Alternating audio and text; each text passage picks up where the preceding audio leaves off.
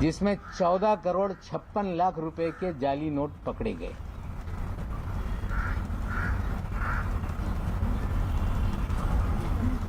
और उस मामले को रफा दफा करने के लिए देवेंद्र जी ने उसमें मदद करने का काम किया। 14 करोड़ 56 लाख रुपए डीकेसी में। डेट क्या बोला था? 8 अक्टूबर 2017। साथियों, जाली नोट का nexus ISI Pakistan Dawood via Bangladesh, ये पूरी जाली नोट इस देश में फैलाई जाती है। 8 अक्टूबर के छापेमारी में 14 करोड़ 56 लाख पकड़े गए। मुंबई में एक गिरफ्तारी हुई, पूना में एक जो गिरफ्तारी हुई इमरान आलम शेख, पूना में गिरफ्तारी हुई रियाज शेख, और एक नई मुंबई में भी उसमें गिरफ्तारी हुई थी। लेकिन 14 करोड़ की 56 लाख की जब्ती को 8,80,000 रुपये बताकर मामला दबाया गया।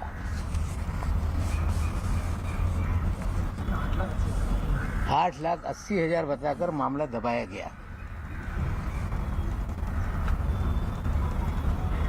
पाकिस्तान की जाली नोट भारत में चले,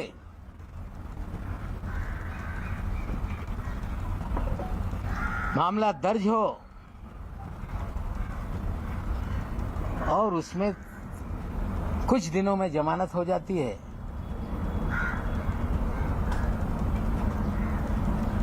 मामला एनआईए को नहीं दिया जाता। नोट कहां से आ रही थी उसकी अंतिम जांच कभी आगे नहीं बढ़ती, क्योंकि जो लोग ये सब जाली नोट का रैकेट चला रहे थे उन्हें कहीं ना कहीं तत्कालीन सरकार का संरक्षण था। कहानी बनाई गई कि वो तो कांग्रेस का नेता है। इस शहर में कभी भी वो कांग्रेस का नेता नहीं रहा। खेल था कि पकड़ा जाए तो कांग्रेस पे बिल फाड़ दो।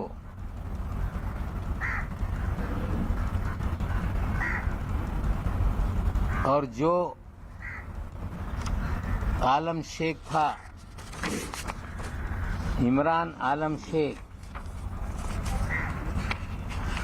ये माइनॉरिटी कमीशन 6 महीने के बाद जिसको हाजी अरफात शेख को चेयरमैन बनाया गया, उसका ये छोटा भाई हाजी अरफात शेख, जिसे देवेंद्र जी ने दल बदल करा के अल्पसंख्यक आयोग महाराष्ट्र का चेयरमैन बनाया था, उसका ये छोटा भाई है। देवेंद्र जी, आप मुन्ना यादव को चेयरमैन बनाते हैं, कुख्यात गुंडे को। बांग्लादेशियों को इस शहर के अंदर आबाद करता है, उसको आप minority Maulana Azad finance corporation का चेयरमैन बनाते हैं। तो जो जाली नोट का रैकेट चलाता है, कहीं छोटे मोटे कोई कार्ड छाप लेके कांग्रेस का नेता बना देता है, रहता है किसी और पार्टी में, काम आपके लिए करता है, और बाद में आप उसे महाराष्ट्र के अल्पसंख्यक आयोग पद का अध्यक्ष बनाते हो। पूरी तरह से आपने राजनीति का क्रिमिनलाइजेशन किया। हम आपसे पूछना चाहते हैं कि रियाज भाटी कौन है?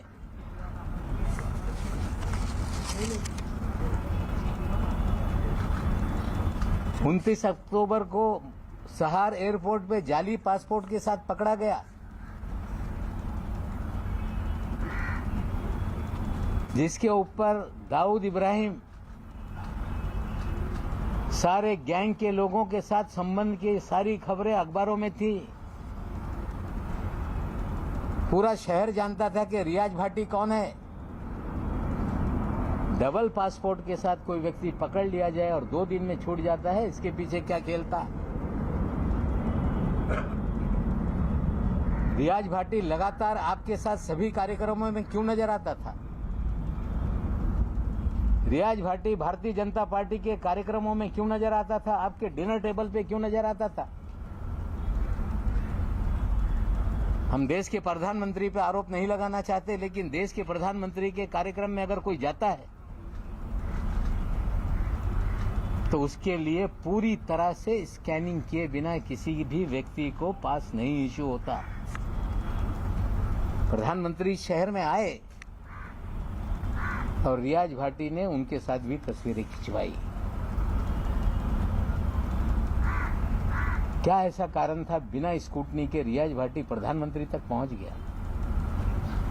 देवेंद्र जी, आप मुख्यमंत्री रहते हुए इस महाराष्ट्र में आपने सारे क्रिमिनल लोगों को सरकारी पदों पर बिठाया,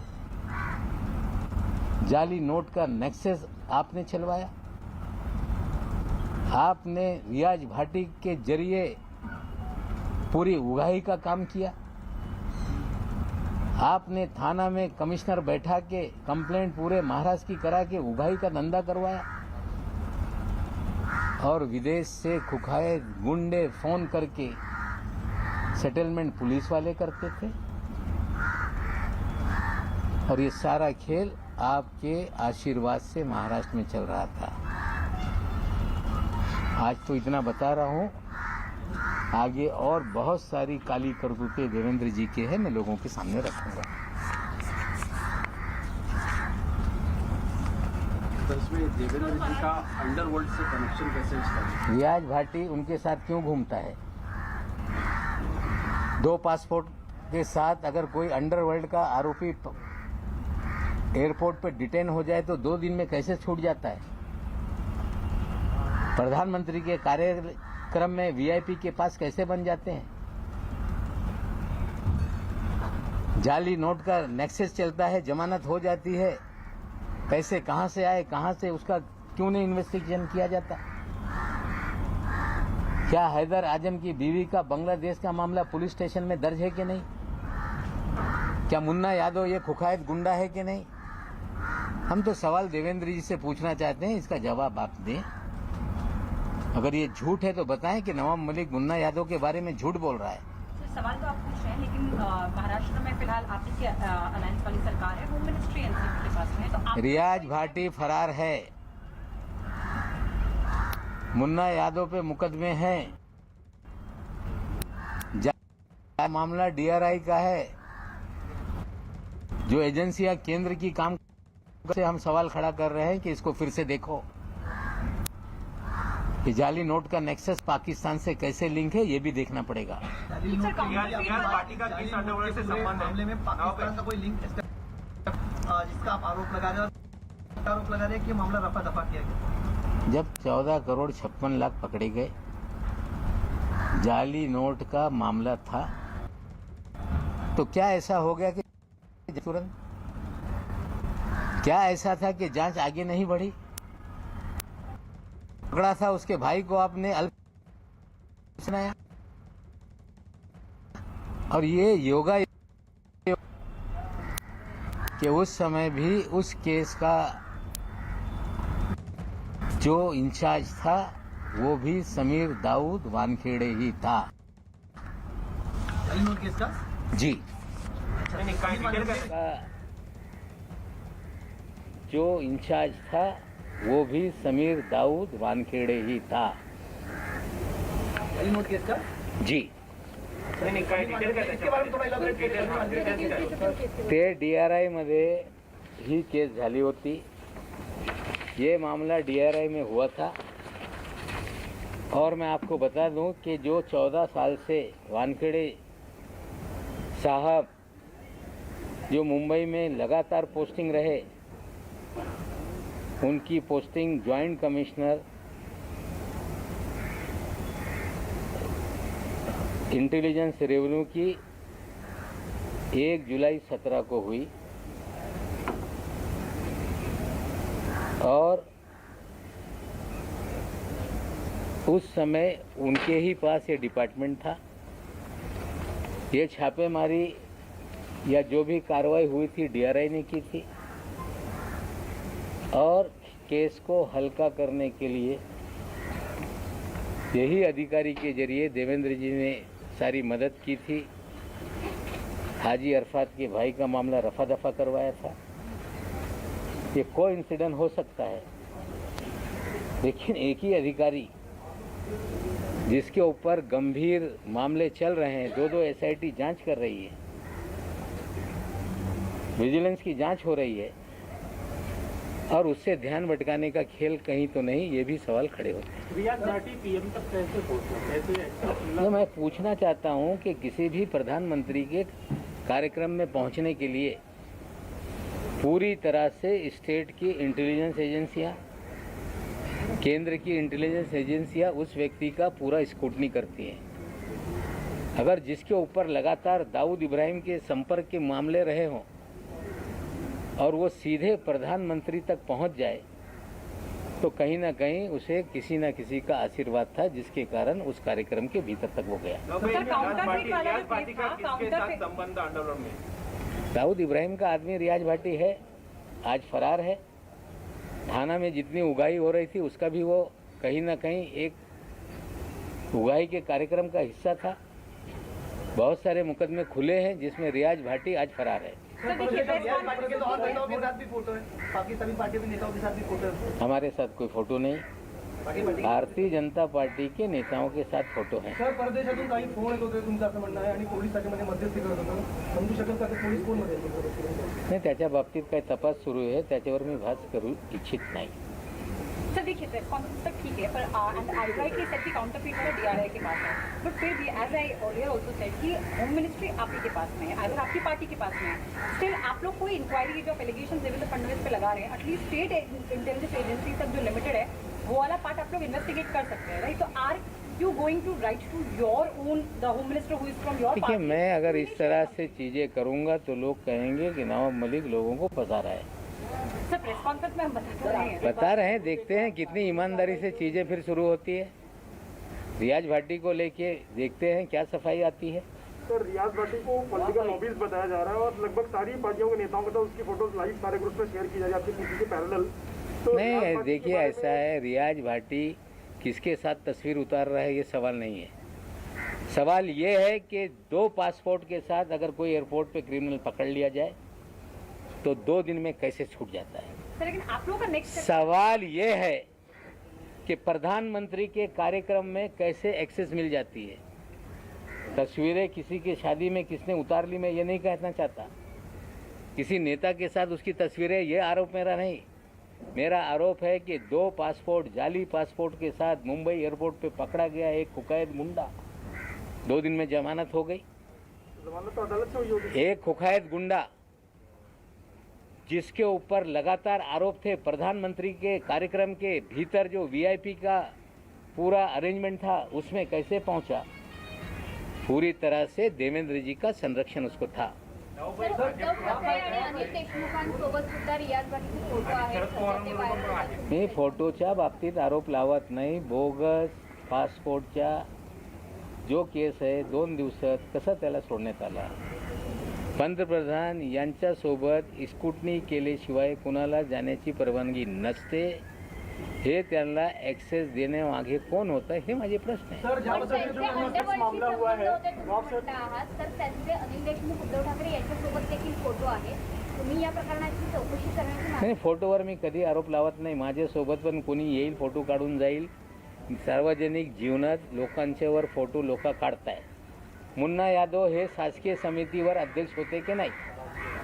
हाजी अरफात मायनॉरिटी कमिशनचा चेअरमॅन होता की नाही?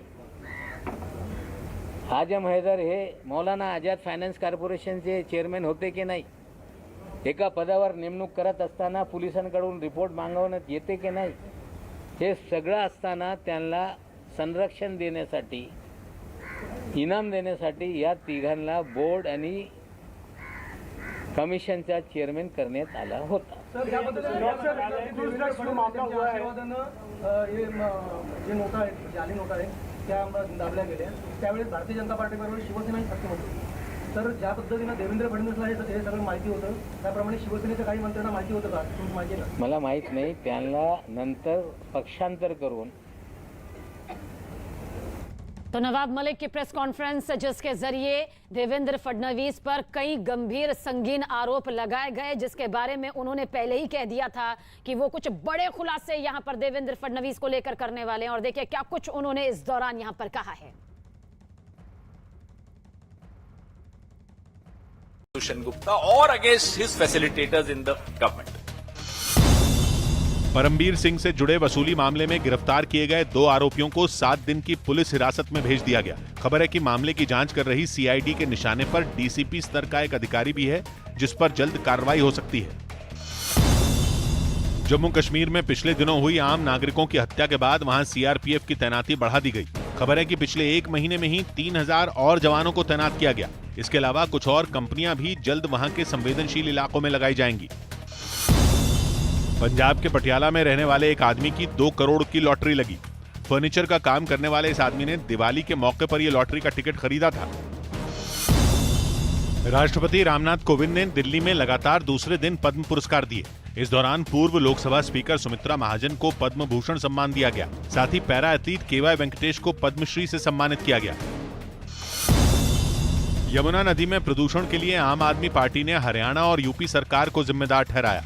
यमुना नदी का पानी इतना जहरीला हो चुका है कि उस पर झाग तैरता नजर आया, जिसके बाद आम आदमी पार्टी ने इस गंदगी का ठीकरा हरियाणा और यूपी सरकार पर फोड़ दिया। लगभग 155 MGD यानी कि मिलियन गैलन्स प्रतिदिन पानी यमुना और गंगा नदी का हरियाणा और उत्तर प्रदेश सरकार की ओर से दिल्ली की ओर छोड़ा जाता है, जिसके जवाब में यूपी सरकार के मंत्री सिद्धार्थनाथ सिंह ने ट्वीट किया और लिखा कि सच्चाई से भागना और दूसरों को दोष देना सही नहीं। उत्तर प्रदेश के मुजफ्फरनगर जिले में 5 मुस्लिम परिवारों ने हिंदू धर्म अपनाया। इन सभी परिवारों ने कुछ साल पहले हिंदू धर्म छोड़कर इस्लाम अपना लिया था। जो पहले थे उसमें आना चाहिए हिंदू धर्म में अपने राज्य से। हम तंग होकर निकले बस परेशानी में। बीजेपी ने एक बार फिर आरोप लगाया कि समाजवादी पार्टी की सरकार केवल अपने वोट बैंक के लिए फिक्रमंद रहती थी। समाजवादी पार्टी सरकार में जो हिंदू नागरिक है, जो सिख नागरिक है और तमाम धर्मों के और लोग हैं, उनकी कोई इज्जत वो नहीं करते थे। उनको केवल अपने वोट बैंक से मतलब था। विराट कोहली के कप्तानी छोड़ने के बाद रोहित शर्मा को टीम इंडिया की T20 टीम की कमान सौंप दी गई। वो न्यूजीलैंड के खिलाफ घरेलू सीरीज में ये जिम्मा संभालेंगे। रोहित शर्मा की इस टीम में युजवेंद्र चहल की भी वापसी हो गई, जबकि हार्दिक पांड्या को जगह नहीं दी गई। इसके अलावा विराट कोहली को इस सीरीज में आराम दिया गया है। गुजरात में बढ़े हुए MSP यानी न्यूनतम समर्थन मूल्य पर मूंगफली की खरीदारी शुरू कर दी गई। पिछले साल ये MSP 1055 रुपए था, जो कि इस बार बढ़कर 1110 रुपए कर दिया गया। समीर वानखेड़े के परिवार ने मुंबई में महाराष्ट्र के राज्यपाल से मुलाकात की और समीर वानखेड़े पर लगाए जा रहे आरोपों को गलत बताया। साथ ही उन्होंने इस मामले में पूरा सच सामने लाने की मांग की। राज्यपाल ने आश्वासन दिया है कि सब ठीक हो जाएगा। दिल्ली के रोहिणी सेक्टर 7 में एक मोबाइल शोरूम में आग लग गई, जिससे लाखों का नुकसान हो गया। यूपी में अगले साल होने वाले विधानसभा चुनाव से पहले समाजवादी परफ्यूम जारी किया गया। इसे समाजवादी पार्टी प्रमुख अखिलेश यादव ने लखनऊ में एक कार्यक्रम के दौरान लॉन्च किया। एसपी ने इस परफ्यूम को जारी करते हुए इशारों में बीजेपी पर निशाना साधा और बताया कि चुनाव में ये परफ्यूम नफरत को मिटाने का काम करेगा। हालांकि इस पर बीजेपी ने पलटवार किया और समाजवादी पार्टी पर विकास के मुद्दों से ध्यान भटकाने की कोशिश करने का आरोप लगा दिया। गुजरात के अरवली में एक लड़की को अश्लील मैसेज भेजने के आरोप में डिप्टी कलेक्टर मयंक पटेल को गिरफ्तार कर लिया गया। दिल्ली में पेट्रोल महंगा होने की वजह से यूपी के पेट्रोल पंपों पर भीड़ उमड़ने लगी, क्योंकि सीमाओं के करीब रहने वाले दिल्ली के लोग सस्ता तेल भरवाने के लिए यूपी पहुंचने लगे। दिल्ली में इससे 8 रुपए महंगा है, तो निश्चित तौर पर जो इस इलाके के आसपास दिल्ली में लोग रहते हैं वो इसका भरपूर फायदा उठा रहे हैं। वैट कम होने के बाद यूपी में पेट्रोल की कीमत दिल्ली के मुकाबले करीब 8 रुपए प्रति लीटर तक घट गई। दामों में अंतर आने से बॉर्डर के करीब दिल्ली के पेट्रोल पंप सन्नाटे में डूब गए और लोगों ने वहां पेट्रोल भरवाना ही बंद कर दिया। जहां सस्ता होगा वहीं जाऊंगे पेट्रोल डलवाने, चाहे वो यूपी हो। झारखंड के गिरिडीह में नदी में डूबने से 4 बच्चों की मौत हो गई। बताया गया कि ये बच्चे अपने परिवार के साथ छठ के दौरान नदी में नहाने गए थे। उद्योगपति आनंद महिंद्रा ने बड़ी हस्तियों के अलावा आम लोगों को भी पद्म पुरस्कार दिए जाने पर सरकार की तारीफ की। कर्नाटक की पर्यावरणविद तुलसी गौड़ा ने एक दिन पहले अपना पद्मश्री पुरस्कार नंगे पैर लिया था। इसी का जिक्र करते हुए आनंद महिंद्रा ने सोशल मीडिया पर नई पुरस्कार नीति को सराहा। यूपी के आगरा में राष्ट्रीय हिंदू परिषद भारत नाम के एक हिंदूवादी संगठन ने विधानसभा चुनाव से पहले एक परिक्रमा यात्रा की शुरुआत की। मुख्यमंत्री योगी आदित्यनाथ के समर्थन में ताजमहल से शुरू हुई ये यात्रा अयोध्या में खत्म होगी। बिहार में शराबबंदी कानून लागू होने के बाद भी मुजफ्फरपुर में पंचायत चुनाव से पहले 4 लोगों की जहरीली शराब से मौत का दावा किया गया, जबकि 4 की हालत गंभीर बताई जा रही है। इस शराब कांड से नाराज पीड़ित परिवारों का गुस्सा सरकार पर फूट पड़ा। लोग सब मर रहा है, उनको बंद कीजिए। घर घर में आदमी मर जाएगा तो कौन कमा के खिलाएगा। चुनाव से ठीक पहले हुई इस घटना की जानकारी मिलते ही पुलिस टीम वहां पहुंची और मामले की जांच शुरू कर दी। जो लगातार रेड है, पुलिस की रेड जो है वो चल भी रही है, पहले से भी चल रही है। उसी मामले को हम लोग अग्रिम कार्रवाइयां कर रहे हैं। वहीं आरजेडी ने एक ट्वीट कर इस शराब कांड के बहाने मुख्यमंत्री नीतीश कुमार पर हमला बोला और राज्य में लागू शराबबंदी को फेल बताया। पेट्रोल और डीजल से जुड़े पंजाब सरकार के एक विज्ञापन ने कांग्रेस की ही राजस्थान सरकार की मुश्किल बढ़ा दी। पंजाब सरकार ने तेल की कीमतें अपने राज्य में सबसे कम और राजस्थान में सबसे ज्यादा होने का दावा किया। उसने तुलना करते हुए पंजाब और हरियाणा के अलावा राजस्थान सरकार की तेल की कीमतें भी जारी कर दी। इसमें पेट्रोल सबसे ज्यादा 116 रुपए 27 पैसे दिखाया गया। दिल्ली के गोविंदपुरी इलाके में एक आदमी की हत्या के आरोप में पुलिस ने 4 लोगों को गिरफ्तार कर लिया। पुलिस ने बताया कि जुआ खेलने के दौरान पैसों पर कुछ विवाद हुआ, जिसके बाद आरोपियों ने पीट कर यह हत्या कर दी। गुजरात में गांधीनगर जिला पंचायत के दफ्तर में आग लग गई, जिसमें काफी सरकारी दस्तावेज जल गए। टीम इंडिया के साथ रवि शास्त्री का कोच के तौर पर कार्यकाल पूरा हो गया। टीम से अलग होने से पहले उन्होंने ड्रेसिंग रूम में सभी खिलाड़ियों को आगे और अच्छा खेलने की प्रेरणा दी। हालांकि इस दौरान उन्होंने T20 वर्ल्ड कप नहीं जीत पाने पर दुख भी जताया। Over the last few years, to go across the globe, across all formats, and beat everyone, makes you one of the great teams that have played the game. Kanpur में Zika virus के बढ़ते मरीजों ने 100 का आंकड़ा पार कर लिया। ताजा मिले 10 मामलों के साथ कानपुर में जीका वायरस के कुल मरीजों की तादाद 105 हो गई, जिसके बाद प्रशासन के भी हाथ पैर फूल गए। बताया गया कि 10 नवंबर को मुख्यमंत्री योगी आदित्यनाथ कानपुर का दौरा करेंगे, जिसमें वो जीका से निपटने के लिए अधिकारियों के साथ मीटिंग भी करेंगे। 80,000 से ज्यादा घरों में स्क्रीनिंग हो चुकी है और 600 से ज्यादा महिलाओं की रिपोर्ट तैयार हो गई। इन सबके बीच भी गर्भवती महिलाओं में संक्रमण पाने जाना कहीं न कहीं चिंता का विषय बन रहा है। हालांकि जीका से निजात पाने के लिए नगर निगम की एक टीम लगातार दवा का छिड़काव और साफ सक्सेस। देखिए, मेरे खिलाफ मुकदमों की बाढ़ आ गई है। अलग अलग फोरम पे जाके मेरे खिलाफ कोई शिकायत कर रहे हैं। ठीक है, हर व्यक्ति को इस देश में शिकायत करने का अधिकार है। कोई कहता है कि नवाब मलिक पे एट्रोसिटी लगा दो। मैंने कोई ऐसे बात आपत्तिजनक नहीं की कि किसी की जाति को लेके आपत्तिजनक मैंने बात की हो। फर्जी सर्टिफिकेट, फर्जीवाड़े का सवाल हमने उठाया। हमने जो बातें की उसको लेके बहुत सारी जांच आगे बढ़ रही है। लोग मुझे बोलने पे रोक लगे, इस तरह से हाईकोर्ट में PIL भी फाइल हुआ था। फिर कुछ परिवार के लोग गए, इंटरिम रिलीफ मांगी कि इन्हें बोलने पे रोक लगाया जाए। उसका जवाब दाखिल करने के लिए वहाँ हाईकोर्ट ने कहा था। हाईकोर्ट में हमने अपना हल्फनामा दायर कर दिया है। आज शायद उस पर सुनवाई होगी। कोई क्रिमिनल प्रोसिजर चला रहा है तो ये न्यायालयीन लढाई है, निश्चित रूप से हम लढेंगे। सर, ज्या पद्धतीनं हे आता आरोप प्रत्यारोप सुरू आहेत, केस एका साईडला आहे प्रकरणाची आणि त्याची चौकशी एजन्सी करत आहे। आता हे वैयक्तिक पातळीवर उतरलं असं तुम्हाला? हे अजिबात वैयक्तिक पातळीवर जात नाही। मी सुरुवातीपासून बोलतो, रविवारी पण बोललं होतं की ही लढाई अन्यायाच्या विरोधात आहे। मी या अन्यायाच्या विरोधात लढत असताना जे लोक निष्पाप लोकांना गुंतवताय, जी लोक खंडणी वसूल करताय, त्यांच्या पाठराखण करू नये। मी मागच्या रविवारी हे आवाहन केलं होतं, तरी त्यांना वाचवण्यासाठी लोक समोर येत असतील तर मग मला बोलावं लागतंय। ये हाइड्रोजन बम था, ये हाइड्रोजन बम अभी बचा है। कुछ बहुत सारे बम हैं। लड़ाई कैसे आगे जाती देखेंगे, कुछ विधानसभा में भी फोड़ेंगे। बड़ी खबर की तरफ करेंगे। किसान आंदोलन को लेकर इस वक्त की बड़ी खबर आप तक पहुंचा दे। किसान ने आत्महत्या की है। इस वक्त की बड़ी खबर सिंघू बॉर्डर पर आत्महत्या की गई है। किसान के जरिए बताया जा रहा है कि यह खुदकुशी की गई है। क्या पूरी खबर आके निकलकर सामने आ रही है? क्यों ये कदम इस किसान के जरिए उठाया गया है? क्या कुछ इसके पीछे की वजह रही? आप तक जरूर पहुंचाएंगे। इस वक्त की सबसे बड़ी खबर आप तक पहुंचा रहे हैं हम। सिंघू बॉर्डर पर एक किसान ने आत्महत्या की है। किसान आंदोलन पर इस वक्त की सबसे बड़ी खबर, एक किसान ने आत्महत्या की है, खुदकुशी की है। कृषि कानून को लेकर लगातार वापसी को लेकर किसानों का यह आंदोलन जारी है, लेकिन इस बीच आंदोलन में किसान के आत्महत्या की यह खबर। दीपक बिष्ट हमारे सहयोगी ज्यादा जानकारी के लिए। दीपक, क्या कुछ ये पूरी खबर सामने आ रही है जिस किसान ने आत्महत्या की है? क्या जानकारी निकलकर सामने आ रही है? आखिर क्यों ये कदम?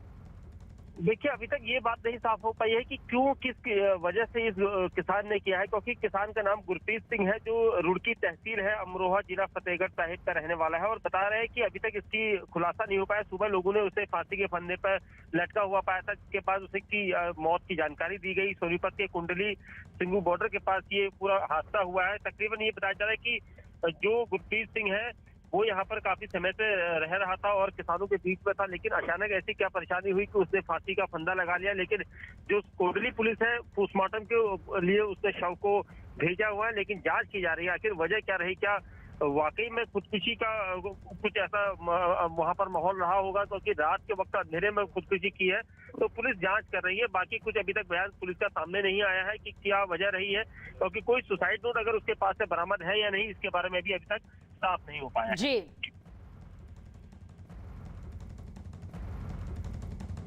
शुरू हुआ और 5 में समाप्त हुआ। आप मिनिस्टर थे, सीधा संबंध अंडरवर्ल्ड से दिखाई देता। आरोप लगा तो नवाब मलिक ने इसे गलत बताया और फडणवीस को घेरा। किसी भी तरह से कोई अंडरवर्ल्ड के दबाव में या किसी बम ब्लास्ट के आरोपी से ये प्रॉपर्टी हमने खरीदी नहीं। कई राज्य सरकारों की ओर से पेट्रोल और डीजल की कीमत घटाने के बाद राजस्थान सरकार ने भी वैट घटाने का ऐलान कर दिया। राज्य के सीएम अशोक गहलोत ने जोधपुर में एक जनसभा में यह ऐलान किया। क्योंकि सब राज्यों ने कम किया, अड़ोस पड़ोसी राज्यों ने, बहुत बड़ा फर्क पड़ गया है, तो हमें भी कम करना पड़ेगा। राजस्थान के मुख्यमंत्री अशोक गहलोत ने प्रधानमंत्री को चिट्ठी लिखकर पेट्रोल डीजल पर एक्साइज और स्पेशल एक्साइज ड्यूटी कम करने की मांग की, जिस पर सियासत और तेज हो गई। बीजेपी ने वैट कम करने के बजाय इस तरह की मांग को जनता की परेशानी बढ़ाने वाला रवैया बताया। ये जो 2020 के 3 महीने हैं, इनमें 7% जब कोरोना से लोग पीड़ित थे तब राजस्थान में पेट्रोल और डीजल पर वेट बढ़ाया गया, लेकिन वो अभी तक कम नहीं किया गया कोरोना खत्म होने के बावजूद भी। जबकि कांग्रेस ने पेट्रोल डीजल की बढ़ी कीमतों के लिए सारा ठीकरा केंद्र सरकार पर फोड़ दिया। केंद्र सरकार ने लगातार कीमतों में बढ़ोतरी करते करते करते जो है उस वैट में जो घटाया था हमने, उसका भी राहत लोगों को लेने नहीं दी। पश्चिम बंगाल कैबिनेट में कुछ फेरबदल किए गए। सीएम ममता बनर्जी ने वित्त विभाग अपने पास रख लिया, क्योंकि वहां के वित्त मंत्री अमित मित्रा पिछले कुछ समय से बीमार चल रहे हैं। इनके अलावा सुब्रत मुखर्जी के निधन के बाद पुलक रॉय को राज्य का नया पंचायत मंत्री बनाया गया। जम्मू कश्मीर के कठुआ में सेना ने दिव्यांगों के लिए एक मेडिकल कैंप लगाया। इस दौरान कुछ दिव्यांगों को आर्टिफिशियल अंग लगाए गए ताकि वो भी आम लोगों की तरह अपना काम कर सकें। इनकी कृपा से हम चलने फिरने के काबिल हो गए हैं। रफाल पर फ्रांस के मीडिया में आई रिपोर्ट के बाद भारत में फिर सियासी हंगामा शुरू हो गया। राहुल गांधी ने ट्वीट कर केंद्र सरकार पर भ्रष्टाचार का आरोप जड़ा, जबकि बीजेपी ने रफाल सौदे के लिए कांग्रेस पर घूस लेने का आरोप मढ़ा। During which tenure did corruption and commission took place as far as Rafale is concerned will be out. लेकिन कांग्रेस ने सुषेन गुप्ता से बीजेपी के गठजोड़ का आरोप लगाया। सुषेन गुप्ता ही वो बिचौलिया है जिसके जरिए दलाली दिए जाने का आरोप है। 2018 में सुषेन को गिरफ्तार किया गया था।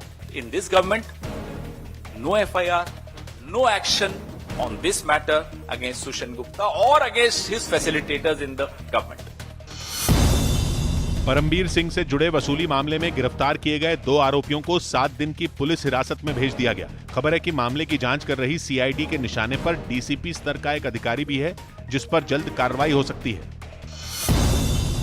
जम्मू कश्मीर में पिछले दिनों हुई आम नागरिकों की हत्या के बाद वहां सीआरपीएफ की तैनाती बढ़ा दी गई। खबर है कि पिछले 1 महीने में ही 3000 और जवानों को तैनात किया गया। इसके अलावा कुछ और कंपनियां भी जल्द वहां के संवेदनशील इलाकों में लगाई जाएंगी। पंजाब के पटियाला में रहने वाले एक आदमी की 2 करोड़ की लॉटरी लगी। फर्नीचर का काम करने वाले इस आदमी ने दिवाली के मौके पर यह लॉटरी का टिकट खरीदा था। राष्ट्रपति रामनाथ कोविंद ने दिल्ली में लगातार दूसरे दिन पद्म पुरस्कार दिए। इस दौरान पूर्व लोकसभा स्पीकर सुमित्रा महाजन को पद्म भूषण सम्मान दिया गया। साथ ही पैरा एथलीट केवाई वेंकटेश को पद्मश्री से सम्मानित किया गया। यमुना नदी में प्रदूषण के लिए आम आदमी पार्टी ने हरियाणा और यूपी सरकार को जिम्मेदार ठहराया। यमुना नदी का पानी इतना जहरीला हो चुका है कि उस पर झाग तैरता नजर आया, जिसके बाद आम आदमी पार्टी ने इस गंदगी का ठीकरा हरियाणा और यूपी सरकार पर फोड़ दिया। लगभग 155 MGD यानी कि मिलियन गैलन्स प्रतिदिन पानी यमुना और गंगा नदी का हरियाणा और उत्तर प्रदेश सरकार की ओर से दिल्ली की ओर छोड़ा जाता है, जिसके जवाब में यूपी सरकार के मंत्री सिद्धार्थनाथ सिंह ने ट्वीट किया और लिखा कि सच्चाई से भागना और दूसरों को दोष देना सही नहीं। उत्तर प्रदेश के मुजफ्फरनगर जिले में 5 मुस्लिम परिवारों ने हिंदू धर्म अपनाया। इन सभी परिवारों ने कुछ साल पहले हिंदू धर्म छोड़कर इस्लाम अपना लिया था। जो पहले थे उसमें आना चाहिए, हिंदू धर्म में अपने राज्य से हम तंग होकर निकले बस परेशानी में। बीजेपी ने एक बार फिर आरोप लगाया कि समाजवादी पार्टी की सरकार केवल अपने वोट बैंक के लिए फिक्रमंद रहती थी। समाजवादी पार्टी सरकार में जो हिंदू नागरिक है, जो सिख नागरिक है और तमाम धर्मों के और लोग हैं, उनकी कोई इज्जत वो नहीं करते थे। उनको केवल अपने वोट बैंक से मतलब था। विराट कोहली के कप्तानी छोड़ने के बाद रोहित शर्मा को टीम इंडिया की T20 टीम की कमान सौंप दी गई। वो न्यूजीलैंड के खिलाफ घरेलू सीरीज में ये जिम्मा संभालेंगे। रोहित शर्मा की इस टीम में युजवेंद्र चहल की भी वापसी हो गई, जबकि हार्दिक पांड्या को जगह नहीं दी गई। इसके अलावा विराट कोहली को इस सीरीज में आराम दिया गया है। गुजरात में बढ़े हुए MSP यानी न्यूनतम समर्थन मूल्य पर मूंगफली की खरीदारी शुरू कर दी गई। पिछले साल ये MSP 1055 रुपए था, जो कि इस बार बढ़कर 1110 रुपए कर दिया गया।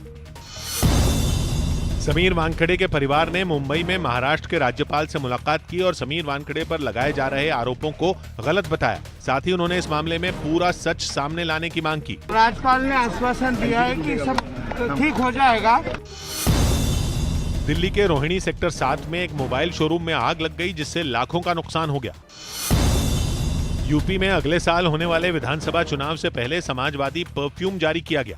इसे समाजवादी पार्टी प्रमुख अखिलेश यादव ने लखनऊ में एक कार्यक्रम के दौरान लॉन्च किया। एसपी ने इस परफ्यूम को जारी करते हुए इशारों में बीजेपी पर निशाना साधा और बताया कि चुनाव में ये परफ्यूम नफरत को मिटाने का काम करेगा। हालांकि इस पर बीजेपी ने पलटवार किया और समाजवादी पार्टी पर विकास के मुद्दों से ध्यान भटकाने की कोशिश करने का आरोप लगा दिया। गुजरात के अरवल्ली में एक लड़की को अश्लील मैसेज भेजने के आरोप। नवाब मलिक का देवेंद्र फडणवीस पर बड़ा हमला। पूर्व सीएम पर समीर वानखेड़े को बचाने का लगाया आरोप। साथ ही कहा नोटबंदी के दौरान फडणवीस के संरक्षण में हुआ करोड़ों का जाली नोट घोटाला। कानपुर में जीका वायरस से बिगड़े हालात पर सीएम योगी आदित्यनाथ ने मांगी रिपोर्ट। 11 बजे कानपुर पहुंचकर अधिकारियों के साथ करेंगे बैठक। जिले में जीका के मरीज 100 के पार। दिल्ली में छठ पूजा पर सियासी घमासान जारी। आईटीओ में यमुना किनारे छठ घाट पर सुरक्षा बढ़ाई गई, लेकिन बीजेपी सांसद प्रवेश वर्मा ने किया यमुना किनारे छठ पूजा करने का ऐलान। दिल्ली हरियाणा सिंगू बॉर्डर पर एक किसान की संदिग्ध हालत में मौत। पुलिस ने आत्महत्या की आशंका जताई। हरियाणा पुलिस ने शव को पोस्टमार्टम के लिए भेजा। तिहाड़ जेल से 200 करोड़ की वसूली के मामले में 5 बड़े अधिकारी गिरफ्तार। आरोपी सुकेश चंद्रशेखर से 20 करोड़ की रिश्वत लेने के आरोप में हुई कार्रवाई। अफगानिस्तान के हालात पर दिल्ली में रूस और ईरान समेत 8 देशों के एनएसए की बड़ी बैठक। अजीत डोभाल की अगुवाई में चर्चा। चीन और पाकिस्तान के बैठक ने बनाई दूरी।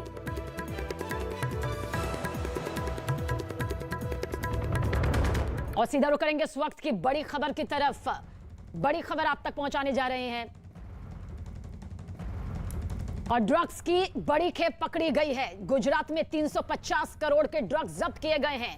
बड़ी खबर आप तक पहुंचा रहे हैं। 66 किलो ड्रग्स देखिए किस तरह से पकड़े गए। समंदर के जरिए ये ड्रग्स बताया जा रहा है कि यहां लाए गए। पाकिस्तान से लाई गई थी ड्रग्स की ये बड़ी खेप, जिसे पकड़ने में कामयाबी हासिल की गई है। गुजरात में 350 करोड़ के ये ड्रग्स जब्त किए गए, जिनमें से द्वारका में 66 किलो ड्रग्स की ये जब्त करने वाली कार्रवाई सामने आई है। और जानकारी के मुताबिक समंदर के जरिए ड्रग्स यहां पर पहुंचाई गई। जनक हमारे सहयोगी ज्यादा जानकारी के लिए। जनक, एक बड़ी खेप का यूं पकड़े जाना और ड्रग्स को लेकर द्वारका में भी देखिए किस तरह से 66 किलो ड्रग्स की खेप पकड़ी गई है, क्या कुछ कहा जा सकता है? देखिए, एक बड़ा साजिश सीमा पार से लगातार होती रहती है कि भारत के अंदर ड्रग्स की बड़ी मात्रा पहुंचाई जाए। हालांकि समय समय पर एजेंसियां सतर्क रहती है और बड़ी खेपें अब तक पकड़ी गई है, चाहे गुजरात एटीएस ने काम किया हो, कोस्ट गार्ड ने काम किया हो, या हाल ही में अभी देखिए आज द्वारका पुलिस ने काम किया हो। देवभूमि द्वारका पुलिस ने लगभग 66 केजी, जिसमें मेफेड्रेन की भी मिलावट शामिल है, तो 66 केजी बताया जा रहा है। अगर अंतर्राष्ट्रीय बाजार कीमत लेके तो 5 से 7 करोड़ पर केजी मानी जाती है। ऐसे में आंकड़ा है वो 300 से 350 करोड़ के आसपास या उससे भी ज्यादा बताया जा रहा है। लेकिन और एक व्यक्ति की भूमिका, जो एक बड़ा ड्रग माफिया है, उसकी भूमिका सामने आई है। दोपहर तक इसका खुलासा द्वारका पुलिस करने जा रही है कि उसके जुड़े बाकी कौन कौन लोग इसमें शामिल हैं, और लोगों की भी गिरफ्तारी हो सकती है। अभी उस व्यक्ति को हिरासत में लेकर पूछताछ की जा रही है। बिल्कुल, और इसमें कोई दो राय नहीं कि ड्रग्स का ये कनेक्शन अंतर्राष्ट्रीय स्तर से किस तरह से जुड़ा हुआ है और वक्त वक्त पर किस तरह से ये बड़ी कामयाबी हासिल होती रही है, और एक बार फिर ये ड्रग्स जब्त करने में बड़ी कामयाबी हासिल हुई। नमस्कार, न्यूज 18 इंडिया देख रहे हैं आप और मैं हूं आपके साथ शिवानी पांडे। आज हम मौजूद हैं दिल्ली के कालिंदी कुंज में, यमुना घाट के किनारे हम मौजूद हैं और रामचरितमानस की एक चौपाई यहां पर याद करना बेहद जरूरी है। रामचरितमानस में एक चौपाई है, पुनि सिय राम लखन कर जोरी, जमु नहीं कीन्ही प्रणाम बहुरी, यानी कि जब वन को जा रहे थे भगवान श्री राम, लक्ष्मण उनके साथ थे, सीता जी उनके साथ थी, तो इसी यमुना घाट पर वो मौजूद थे और उस दौरान उन्होंने इसको प्रणाम किया था। और कई किस्से हमने श्री कृष्ण के भी सुने हैं यमुना घाट के किनारे, उनकी अटखेलियां हमने देखी है। लेकिन आज क्या तस्वीर है इस यमुना घाट की, ये देखना बेहद जरूरी है, यह तस्वीर आप तक पहुंचाना बेहद जरूरी है। ये सफेद